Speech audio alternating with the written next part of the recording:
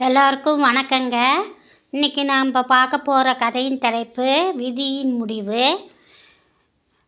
வெகு காலத்திற்கு முன் ஜப்பானிய நாட்டை வீரம் மிகுந்த அரசன் ஒருவன் ஆண்டு வந்தான். தன்னை விட பல மடங்கு படை வலிமை உடைய எதிரி நாட்டின் மீது படையெடுக்க முடிவு செய்தான். தன் நாட்டு வீரர்களை எல்லாம் திரட்டினான். எதிரி நாட்டு வீரர்களின் எண்ணிக்கையில் 10ல் 1 பங்கு வீரர்கள் கூட அவனிடம் இல்லை. ஒரு நல்ல நாளில் தன் படை வீரர்களுடன் எதிரி நாட்டை நோக்கி புறப்பட்டான். அவன் வீரர்கள் எதிரியின் படை வலிமையை எண்ணி கலங்கினார்கள். வெற்றி அடைவது இருக்கட்டும், உயிருடனாவது திரும்புவோமா என்று அவர்கள் தங்களுக்குள் முணுமுணுத்து கொண்டார்கள். இதை அறிந்தான் அரசன். அவர்கள் செல்லும் வழியில் புத்தர் கோயில் ஒன்று வந்தது. வீரர்களை பார்த்து அவன், போரில் வெற்றியோ தோல்வியோ நம் கைகளில் இல்லை, விதியின் கைகளில் உள்ளது என்று சொன்னார் மன்னர். நாம் வணங்கும் புத்தரின் திருக்கோயில் இது. அவர் இந்த போரில் என்ன முடிவு ஏற்படும் என்று சொல்கிறாரோ அதன்படிதான் நடக்கும். என் கையில் உள்ள இந்த பொற்காசை சுண்டி விடுகிறேன்.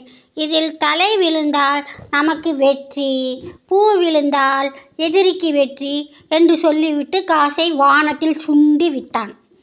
என்ன விழுந்தது என்பதை பார்த்த வீரர்களின் ஆரவாரம் வானை பிளந்தது. அவர்கள் வெற்றியை குறிக்கும் தலை நாணயத்தில் விழுந்து இருந்தது. எதிர்பார்த்தபடியே போரில் ஜப்பானிய அரசன் வெற்றி பெற்றான். விதியின் முடிவு அல்லவா நம் நாட்டின் வெற்றி. எவ்வளவு வீரர்கள் எதிரியிடம் இருந்து என்ன பயன் என்றான் படைத்தலைவன். இதை கேட்ட அரசன், நாம் நம் திறமையாலும் வீரத்தாலும் வெற்றி பெற்றோம். விதி நமக்கு சாதகமாக இருந்ததோ பாதகமாக இருந்ததோ யாருக்கு தெரியும் என்றான். அப்படியானால் பொற்காசில் நமக்கு தலை விழுந்ததே என்று கேட்டான் அருகில் இருந்த வீரன் ஒருவன். உடனே அரசன் தான் வைத்திருந்த பொற்காசை அவர்களிடம் தந்தான். அதன் இரு பக்கமும் தலையே பொறிக்கப்பட்டு இருந்தது. எல்லோரும் வியப்புடன் அந்த பொற்காசை பார்த்தனர். நாம் வெற்றி பெறுவோம் என்று எனக்கு உறுதியாக தெரியும். ஆனால் உங்களில் சிலருக்கு அந்த நம்பிக்கை இல்லை. அவர்களுக்கு ஊக்கம் அளிக்கவே 2 பக்கமும் தலை பறிக்கப்பட்ட இந்த நாணயத்தை வைத்து விதியின் முடிவு என்று சூழ்ச்சி செய்தேன் என்று விளக்கினான் அரசன். அதாவது மற்றவங்கள நம்ம மோட்டிவேட் பண்ணணும்.